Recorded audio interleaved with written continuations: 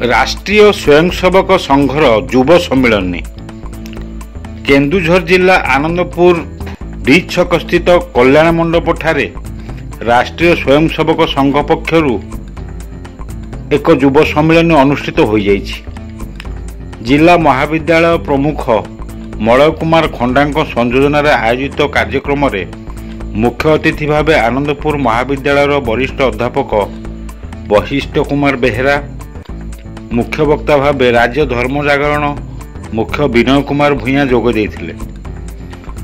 राष्ट्रीय स्वयंसेवक संघर 100 वर्ष पूर्ति पालन अवसर में उक्त कार्यक्रम में सम्मानित अतिथि भाव जिला संघचालक भागीरथी पृष्ठी जोग देइथिबा बेले जिला कार्यकारिणी सदस्य नरेंद्र हो, आनंदपुर नगर कार्यवाह तृप्तिरंजन साहू, नगर संघचालक सर्वेश्वर दलई सह जिला कार्यवाह प्रदीप्त कुमार साहू,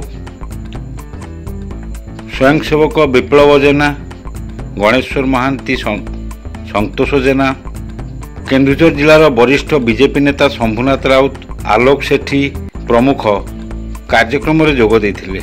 आनंदपुर टुकु जेना रिपोर्ट, खोला खबर टीवी।